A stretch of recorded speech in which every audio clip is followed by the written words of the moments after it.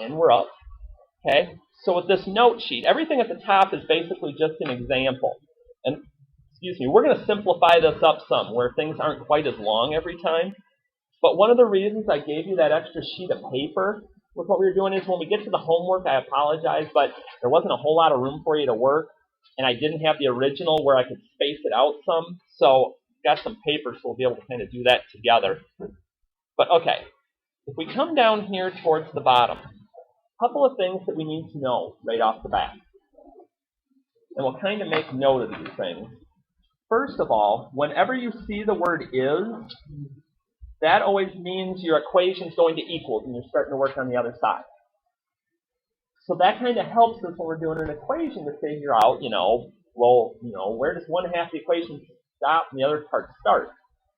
The other thing that we need to know with these is we're going to be working with perimeter. So when you're working with perimeter, you're going to have one of two things. If it's a rectangle, of course you have length and you have width. Well, whenever I have one length, I have two if the opposite sides are equal. The same thing with this. So my actual mathematical formula for finding perimeter is 2 width plus 2 length. And that'll be important once we start trying to figure out what the equations are. Because they're not going to give us the equations, they're just going to give us some really general info. So, write an expression for the two unknowns. And that's exactly what we're looking for, okay? Here, it says the width, which is W. There's that is, so there's my equals. 1/2 of the length. I just made an equation out of the information that they've given me. Okay? For right now, that's all we're doing here on this first couple. The length is, so there's equals, 4 more than the width. What would that look like? It's addition. So I can either write W plus 4, or if you wrote 4 plus W, that would be okay. Yep, either one of those would be absolutely fine. But that's part of what we're having to do with this in order to be able to, make these equations and solve them. So when I get down to the solve part, and if you write big, again, I apologize, I'm going to have to do a little work to the side here. Move this up just so we can still see that. I'm going to say, if you need to shut that off for a second, go ahead, but if I have to come locate it, I'm going to start grabbing things. So, I'm just saying, I'll turn it off. Okay, the perimeter of a rectangle is 52 inches. So when I look at my equation, okay, I know that the p-value is 52. They tell me that. The width is 10 inches less than the length. Now let's think about this for a minute.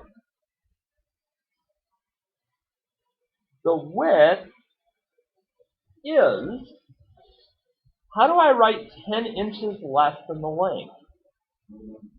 L minus 10. Okay, so when I go to make my equation now, here's what I'm plugging into. I want 2, but W I have a new value for. W has become L minus 10. You're like, well, why would I want to do that? Why wouldn't I just use W? Because, and then I'm going to add my 2 lengths to it.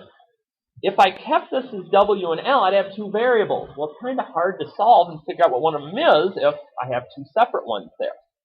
So, by changing this into L minus 10, now I just have 1 variable. Okay, L for right now.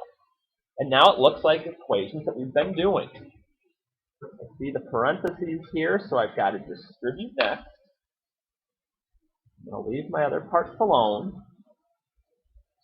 2L, 2 times negative 10 is negative 20, or minus 20, plus 2L. And here's a part that I want to take a little extra time with, because this is one of the things on the quiz yesterday some of you were having some issues with.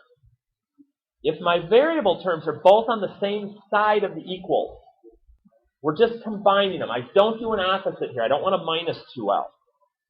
So if I combine those, I have 4L minus 20, and I'm getting there. If I want to solve for L, what's my next step? How do I get rid of the minus 20? I add the 20. So if I add 20 to both sides, and I'm going to kind of shift up the other side here, I'm running out of room. I have 4L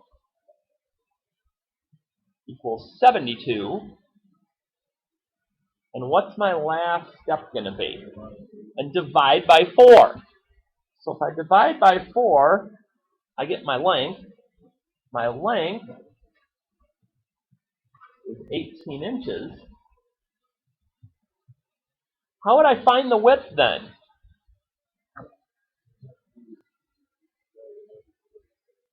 Yeah, to find my width now, I'm just going to take my L, 18, minus 10.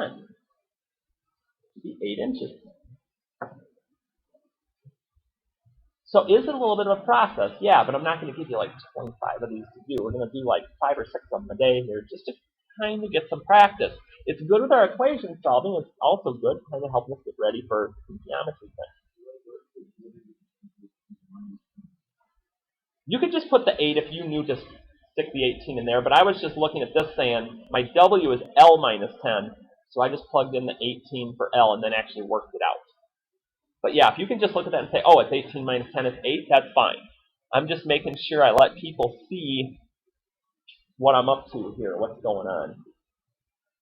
Okay, so 4, same idea. The perimeter is 74 inches. Okay, 74.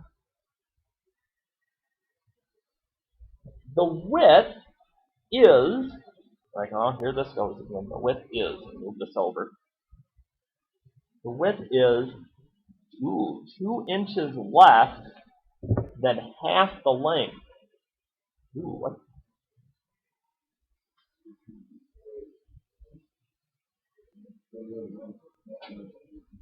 Okay, between the two of you, we got this. Half the length, but I want it to be 2 less. Okay, if I did 2 minus half L, I'd be saying it's, the width is 2 inches less half the length, and that's definitely not what I want to be doing. Okay, so what we're going to do is we're going to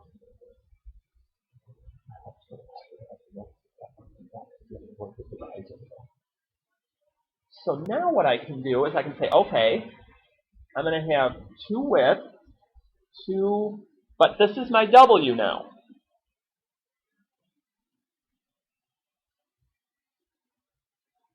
Plus 2 length.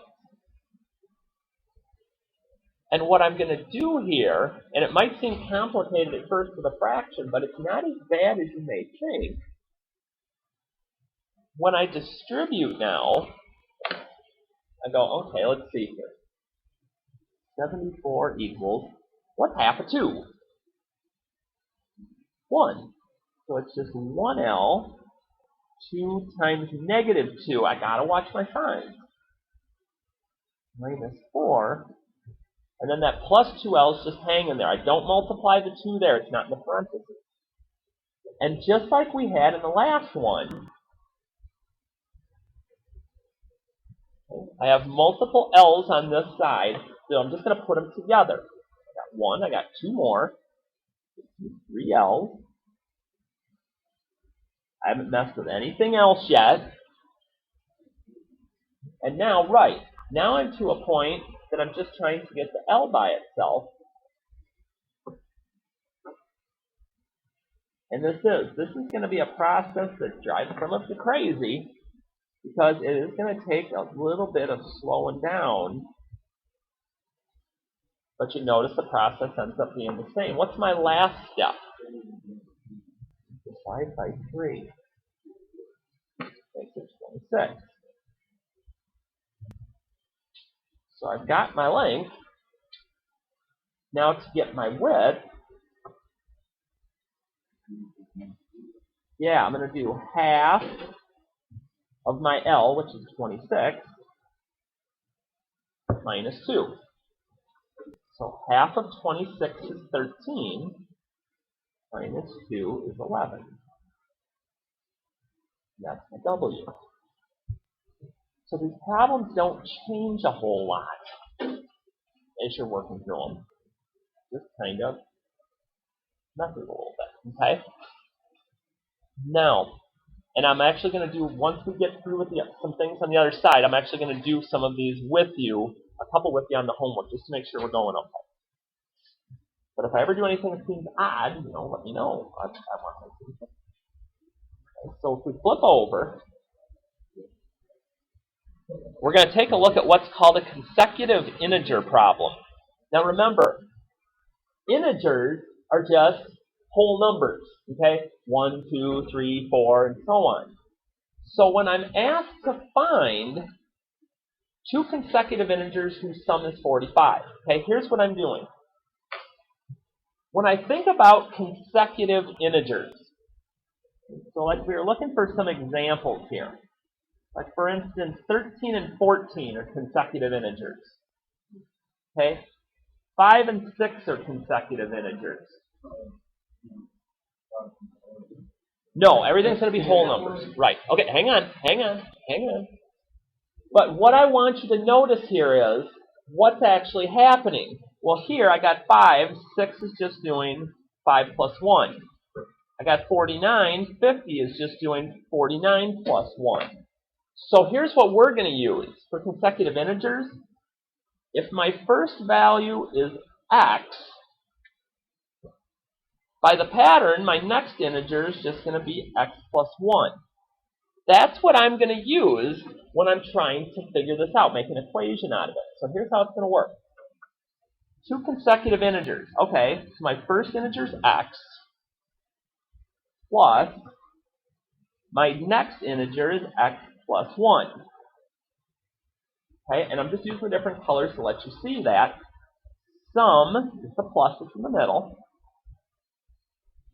And there's that is our equal. So we're going to add up x and x plus 1 to get 45. So here, what's x plus x going to be? 2x. And the cool thing is, this formula sets up the same way every time. So what do I need to do next to get my 2x alone? I need to minus 1.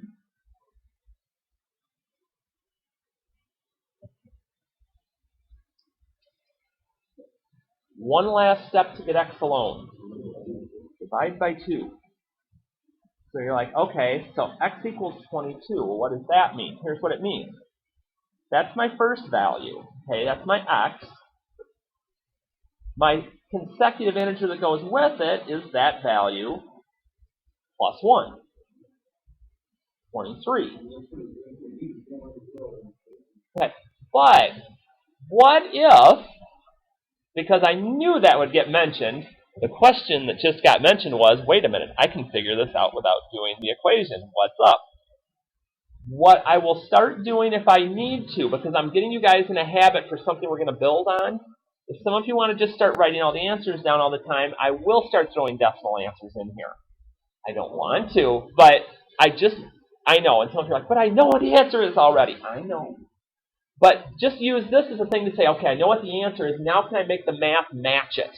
Because if I can, when these do get harder, it's not going to be anything that's too bad.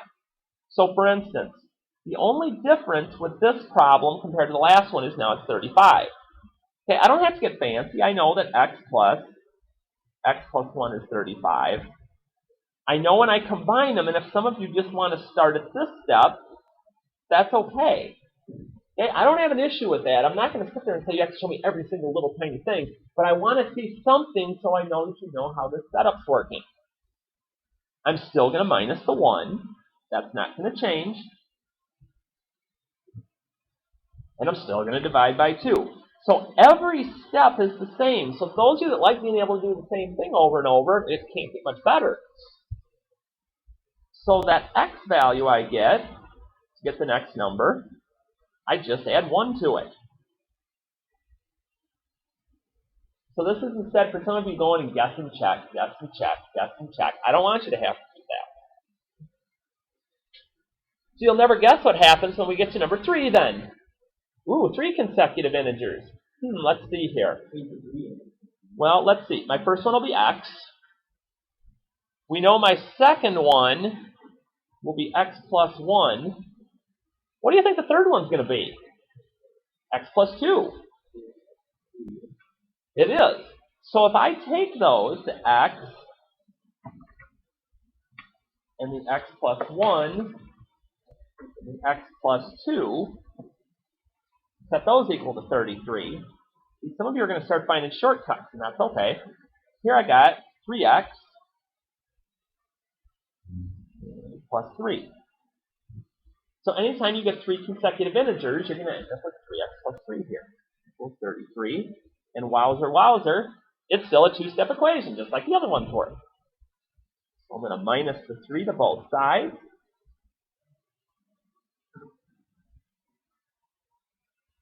And I'm going to divide by 3.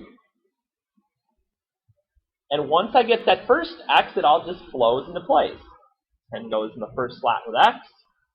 Then I add 1 to that. And then I add another 1 to that.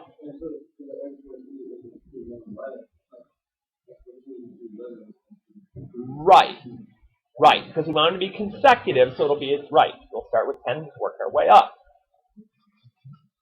Now, I want to make sure, I'm going to move down to number 5 here. Because now things change a little bit. Find 2 consecutive even integers whose sum is 26. So for instance, if we're looking for examples here, you might have like 8 and 10. Or you may have, 26 and 28. When I'm looking at these, right, but let's take a look again. If I have 8 to get to 10, I add 2 to it. If I'm going from 26 to 28, I add 2 to it. So when I'm doing even integers, if my first one is x, my next one's going to be x plus 2, because I want it to be 2 more than the last number was, so it stays even. So when I'm doing these even integers, my first answer will be x. My second one will be x plus 2. So x plus 2, and we're still doing sums, so it just adds up to the number on the end. X and x is 2x.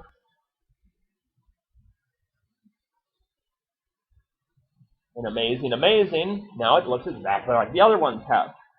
I'm going to minus my 2, and I'm going to divide by 2. And once I get x, get the other one, I just add 2 to it. 12 and 14 are both even numbers, and they add up to 26. Woohoo! The only difference then, when I get to something like 7 where it says odd, you're going to be shocked. It works the exact same way. Because let's say I looked at a couple of odd numbers, and I'm looking at that and I'm saying, well, wait a minute. To get from 7 to 9, I just add 2. To get from 25 to 27, I just add 2. So how does it end up being the same that this will work out, that it's still x and x plus 2?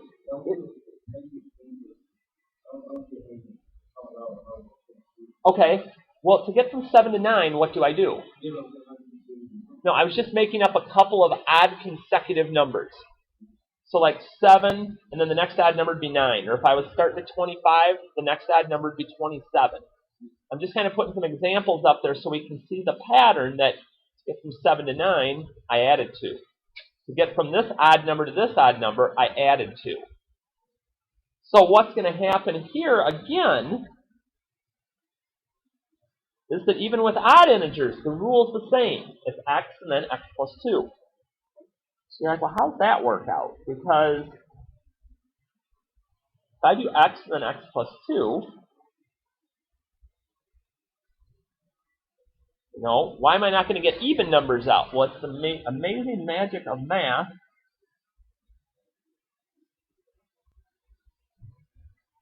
Because again, I put my two x's together and get 2x, and minus my 2 over,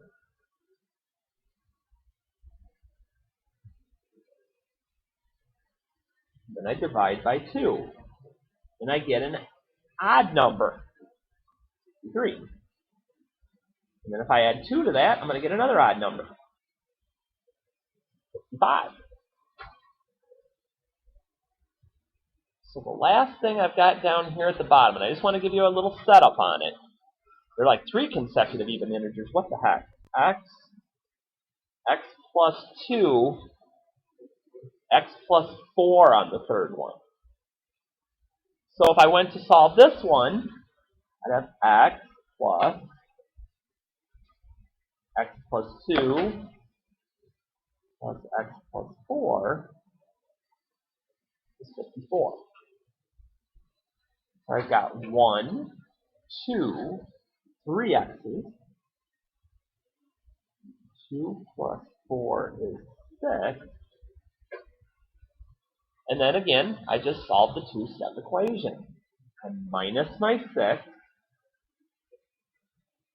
and I divide by 3. And I add 2 to it, and then I take that 16, and I add 4. Okay. So, here's how this is going to work. So I'm not putting you through the stress of all of this homework worksheet. That would be crazy. So here's what we're going to do instead.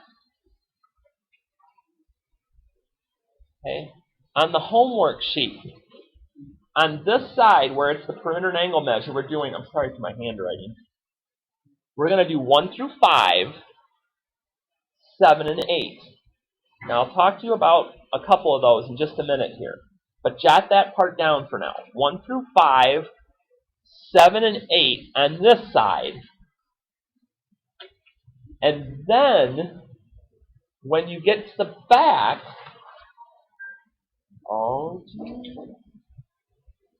those are the ones that we're going to be looking at.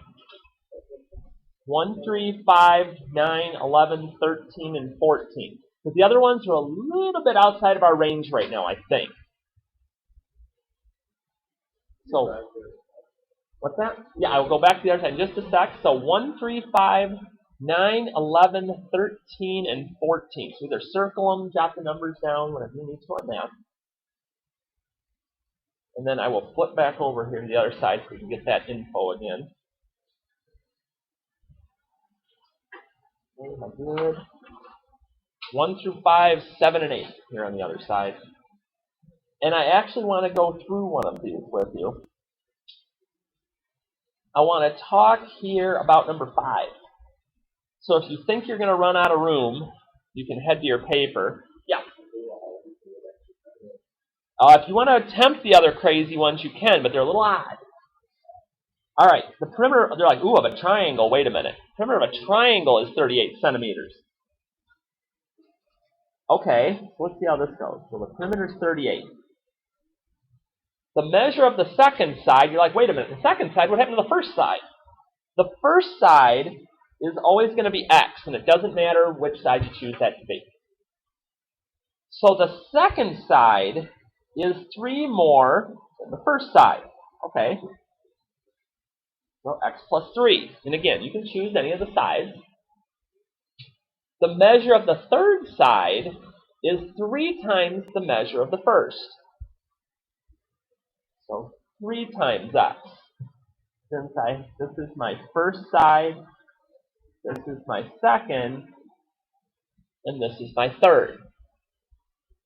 It's just like the other one works, except now I say, okay, so it's my first side plus my second side plus my third side will equal the perimeter. Now I just got to put together the like terms. So if I have 1x, and another one's 2, and 3 more would be 5x plus 3 is going to be 38. And amazingly enough, again, we're back to a two-step equation. So let's see here. What should I do next on this one? How do I get 5x alone? Got to subtract the 3, okay? And then we divide by the 5, and we get x equals 7. So let's see what that tells us. That tells us the first side is 7 centimeters. It's just x. How long is the second side going to be? 10, because here's my x plus 3, and I'm just plugging in the 7 where the x goes. So 7 plus 3 is 10. Again, this is why you've got the notebook paper, because I'm even getting squished here, and I write kind of small. My third side, then, is just 3 times 3. So I'm just, again, plugging in that first side's value. So 3 times 3 makes it 9. Did I just do something goofy? Ah! Ah!